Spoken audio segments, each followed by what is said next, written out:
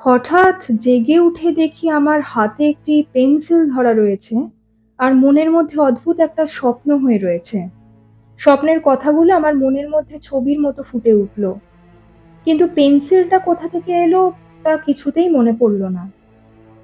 আরো অবাক হয়ে গেলাম যখন দেখলাম পাশেই কয়েকটা কাগজের টুকরো পড়ে রয়েছে।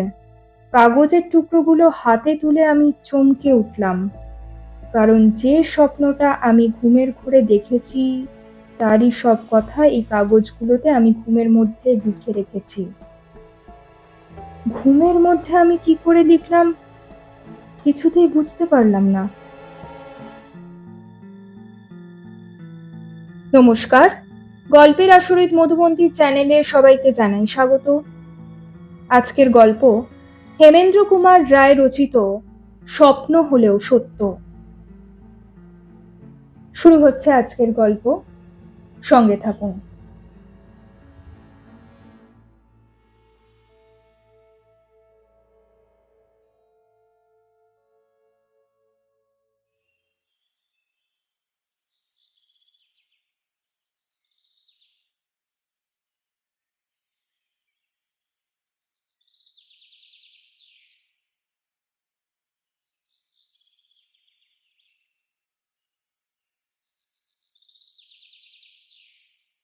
এই বাড়িটা দেখতেও ছিল অদ্ভুত ধরনের।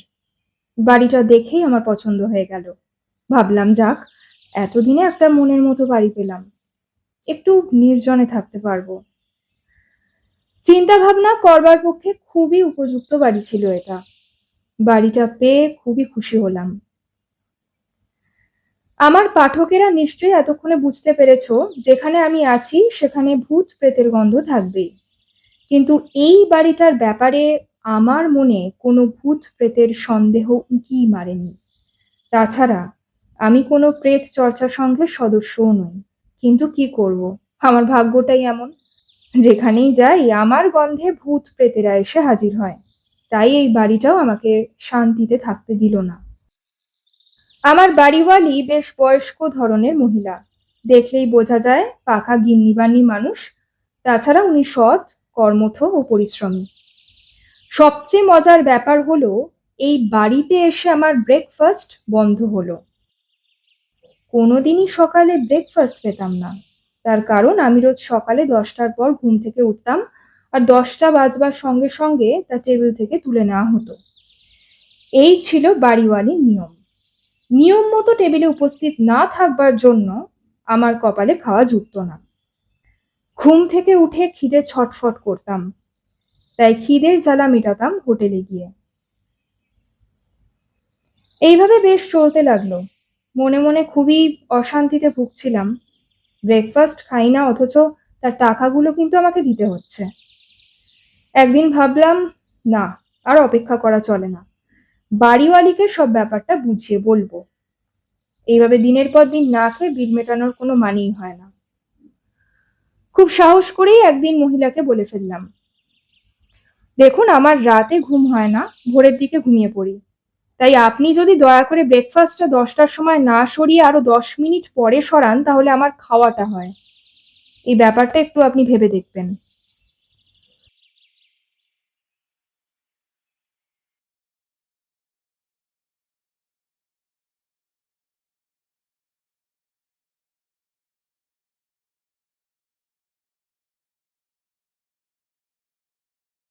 তোমার চেয়ে আমার দ্বিগুণ বয়স। দেখো তো আমি কত পরিশ্রম করি। আর তুমি রবিবার গির্জায় যাও, রাতে প্রার্থনা করো, আর সকাল সকাল খেয়ে দিয়ে শুয়ে পড়ো। তারপরেও তোমার 9টার সময় ঘুম ভাঙে না, ব্রেকফাস্ট খেতে পারো না। আমার মনে হয় তুমি একটি দুর্বৃত্ত। তোমাকে বাড়িতে থাকতে দেওয়াও অন্যায় হয়েছে। যুবক বয়সে যে ছেলে এমন অকর্মণ্য হয়, তাকে দিয়ে আর কোনো কাজই হয় না। আমি আর কথা বাড়ালাম না। ভাবলাম ওনাকে বোঝাতে পারবো না, এ আমার সাধ্যের অতীত। কি করে বোঝাবো যে এই ঘরে যে শোবে তার ঘুমের সর্বনাশ হবেই। আমি বেশ কিছুদিন থেকে বুঝতে পারছিলাম এই ঘরে কোনো ভৌতিক ব্যাপার আছে। তাই রাতের পর রাত আমাকে জাগিয়ে রেখে ঘুম কেড়ে নিয়েছে। সারা রাত জেগে বই পড়ে ক্লান্ত হয়ে ভোরবেলা ঘুমিয়ে পড়ি, যার জন্য কিছুতেই সকাল 10টার আগে ঘুম থেকে উঠতে পারি না। এই কথা কাকে বোঝাবো? কেউই আমার কথা বিশ্বাস করতে চাইবে না। একদিন দুপুরবেলায় খুবই ক্লান্ত ছিলাম, তাই আমার বৈঠকখানার ছোট সোফাটায় ঘুমিয়ে পড়লাম। এত গভীর ঘুম দিয়েছিলাম যে আমি দুপুর থেকে অনেক রাত পর্যন্তই ঘুমোলাম। হঠাৎ জেগে উঠে দেখি আমার হাতে একটি পেন্সিল ধরা রয়েছে, আর মনের মধ্যে অদ্ভুত একটা স্বপ্ন হয়ে রয়েছে। স্বপ্নের কথাগুলো আমার মনের মধ্যে ছবির মতো ফুটে উঠল, কিন্তু পেন্সিলটা কোথা থেকে এলো তা কিছুতেই মনে পড়ল না। আরো অবাক হয়ে গেলাম যখন দেখলাম পাশেই কয়েকটা কাগজের টুকরো পড়ে রয়েছে। কাগজের টুকরোগুলো হাতে তুলে আমি চমকে উঠলাম, কারণ যে স্বপ্নটা আমি ঘুমের ঘোরে দেখেছি তারই সব কথা এই কাগজগুলোতে আমি ঘুমের মধ্যে লিখে রেখেছি। ঘুমের মধ্যে আমি কি করে লিখলাম কিছুতেই বুঝতে পারলাম না। তবুও আমি যা স্বপ্নের কথা লিখেছিলাম তাই পাঠকদের জানাচ্ছি। আমি যে ঘরটায় থাকতাম সেটা জেমসের রাজত্বকালে স্টেলা নামে একটা সুন্দরী মেয়ে আর তরুণ এক সম্ভ্রান্ত ব্যক্তির গোপনে দেখাশোনার জায়গা ছিল। তরুণটি ছিল প্রোটেস্ট্যান্ট আর স্টেলা ছিল ক্যাথলিক। একদিন ক্যাথলিক রাজার কাছে তাদের গোপন অভিসারের কথা জানিয়ে দেওয়া হলো। এই খবর পেয়ে তরুণটি রাগে ক্রোধে উন্মাদ হয়ে তার উপপত্নীকে খুন করে বাড়ির নিচে একটা কুয়োর মধ্যে ফেলে দিয়েছিল। এই মারাত্মক স্বপ্নের কথাগুলো পড়ে আমি সোফা ছেড়ে বিছানায় গিয়ে শুয়ে পড়লাম। কিন্তু কি আশ্চর্য ব্যাপার, তারপর আমি শান্তিতে ঘুমিয়েও পড়লাম। পরের দিন রাতে আবার সে একই স্বপ্ন দেখলাম। এমনকি স্বপ্নে অশরীরীকে অনুসরণ করে আমি তার সঙ্গে অচেনা একটা ঘরে ঢুকলাম।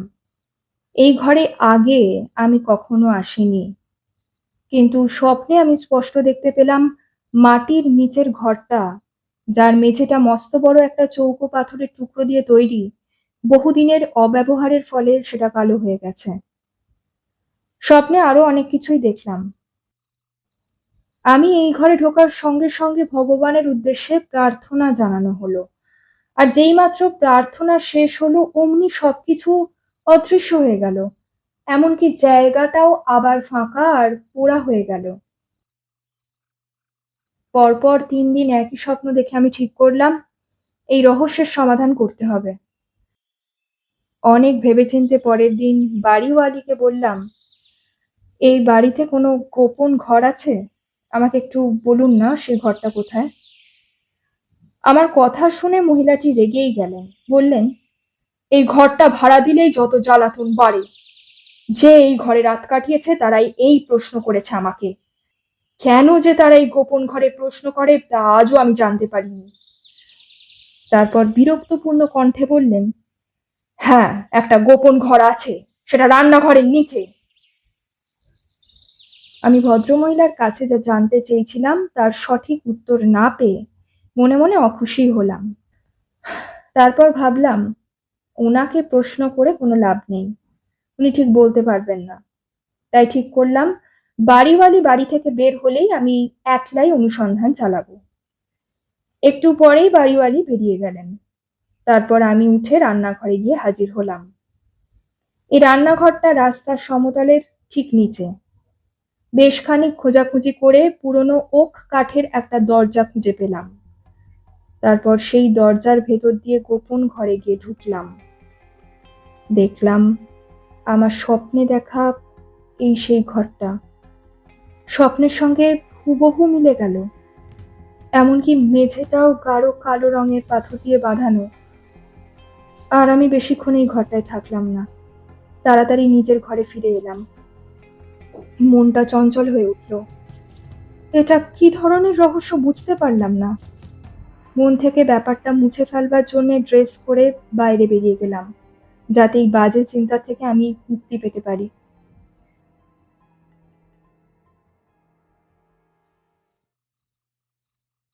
সারা সন্ধ্যাটা আমি বাইরেই কাটালাম, থিয়েটার দেখলাম। তারপর অনেক রাতে বাড়ি ফিরে এলাম। খুবই পরিশ্রান্ত ছিলাম। বিছানায় শুয়ে পড়তেই সঙ্গে সঙ্গে ঘুমিয়ে পড়লাম। আবার সেই একই স্বপ্ন দেখতে লাগলাম। কিন্তু আজকের স্বপ্নটা ছিল অন্য দিনের চেয়ে একটু আলাদা। স্টেলা নামে সুন্দরী মেয়েটি আমাকে পথ দেখিয়ে সেই মাটির নিচের ঘরে নিয়ে গেল। তারপর কানের কাছে ফিসফিস করে বলল, আজ রাতে 12টার সময় এই ঘরে মৃতের জন্য প্রার্থনার আয়োজন করো। তারপর সে অদৃশ্য হয়ে গেল। স্বপ্ন দেখা শেষ হতেই আমি চমকে উঠে পড়লাম। স্বপ্নের কথাগুলো কানের মধ্যে বাজতে লাগলো। এমনকি মেয়েটার শীতল নিঃশ্বাসের স্পর্শ পর্যন্ত আমি অনুভব করতে পারছিলাম। সবকিছু মিথ্যে ভাববার জন্য আমি ভালো করে চোখ রগড়াতে লাগলাম।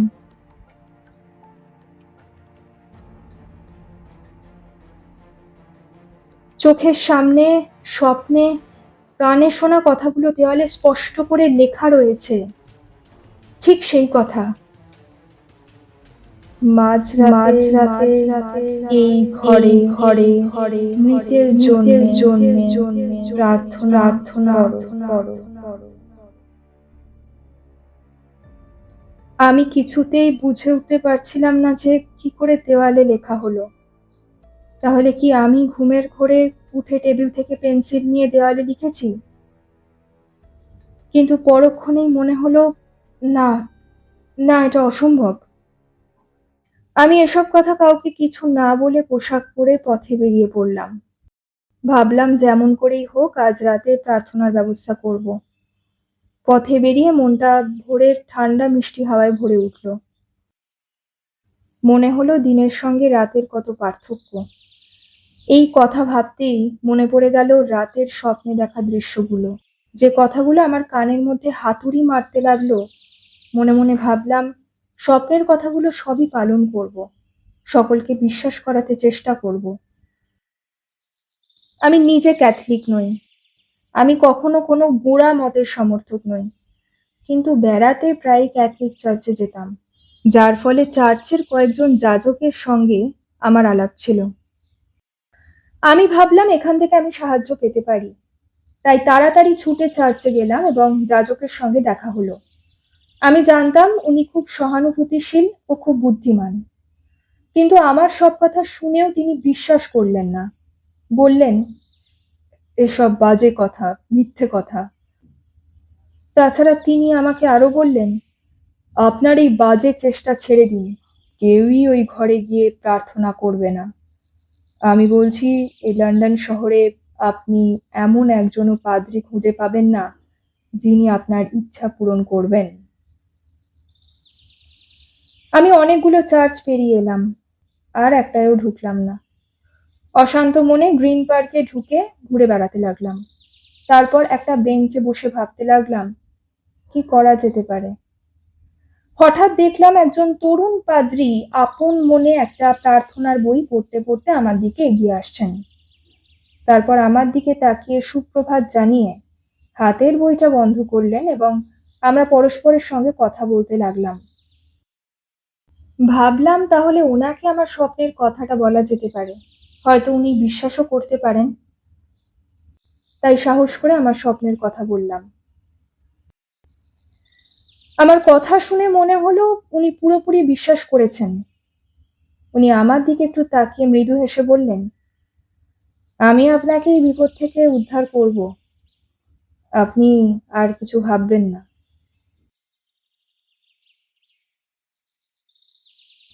কথা দিলাম আজ রাতে আমি আপনার বাড়িতে যাব। এই তরুণ পাদ্রীটির কাছ থেকে কথা পেয়ে আমি খুব নিশ্চিন্ত হলাম। মনের আনন্দে বাড়ি ফিরে এলাম। রাত্রিবেলায় কয়েকজন বন্ধু আমার সঙ্গে দেখা করতে এলো। তাদের আমি এই ব্যাপারে সব কথা বললাম। বন্ধুরা সব কথা শুনে খুবই উৎসাহী হয়ে অনুরোধ করলো, আমরাও এই রাতে ওই ঘরে থাকতে চাই, আর দয়া করে তুমি পাদ্রীকে জিজ্ঞাসা করো প্রার্থনার সময় আমরা উপস্থিত থাকতে পারবো কিনা। দয়া করে তুমি পাদ্রীকে জিজ্ঞাসা করো প্রার্থনার সময় আমরা উপস্থিত থাকতে পারবো কিনা। আমারও মনে মনে ইচ্ছে এই ঘটনায় বন্ধুরা উপস্থিত থাকুক। সবাই মিলে গল্প করতে লাগলাম। সময় হু হু করে কেটে যেতে লাগলো। 12টা বাজতে যখন 15 মিনিট বাকি, ঠিক সেই সময় দরজার কাছে পাদ্রির পায়ের শব্দ পেলাম। ওনাকে আমি বন্ধুদের মনোবাসনা জানালাম। উনি বললেন, আমার কোনো আপত্তি নেই, আপনার বন্ধুরা সবাই উপস্থিত থাকতে পারেন। পাদ্রির মত পেয়ে আমরা সবাই খুশি হলাম। কিছুক্ষণের মধ্যেই আমরা সবাই মিলে ধীর পায়ে সিঁড়ি বেয়ে নিচে নেমে এলাম। অনুষ্ঠানের মধ্যে কোনো রহস্যজনক কিছুই চোখে পড়ল না, কিন্তু ঘরটায় ঢুকে মনে হলো মৃত্যুর পরিবেশেই আমরা রয়েছি। কি নিস্তব্ধ, নিথর চারিদিক। মোমবাতির ম্লান আলোয় পাদ্রির মুখটা আমার কাছে খুবই রহস্যজনক বলে মনে হলো। কি নিবিষ্ট মনে প্রার্থনা করছেন। আমি শুধু সেই দিকেই চেয়ে দেখতে লাগলাম। প্রার্থনা শেষ হলে সবাই আমরা নিচে নেমে এলাম। তারপর তরুণ পাদ্রীটি আমাদের সকলকে বিদায় জানিয়ে আস্তে আস্তে চলে গেলেন। এইভাবে কয়েক সপ্তাহ কেটে গেল। আমি মনে মনে খুবই নিশ্চিন্ত হলাম। স্বপ্ন দেখার আর কোনো উৎপাত রইল না। প্রার্থনার দিন থেকেই আমি শান্তিতে ঘুমোতে পারছিলাম। কোনো রকম গোলমালও হয়নি, বেশ সুখেই বাড়িটায় ছিলাম। হঠাৎ একদিন সিঁড়ি দিয়ে নিচে নামবার সময় দেখলাম একদল রাজমিস্ত্রি আর জলের কলের মিস্ত্রি ঘরের সঙ্গে রাস্তা যোগাযোগ করবার জন্য দরকারি কি সব কাজকর্ম করছিল। ওদের ঘরের মেঝে পাথর তোলবার দরকার ছিল, তাই তারা পাথর উঠিয়ে মাটির তলায় একটা কুয়ো আবিষ্কার করলো।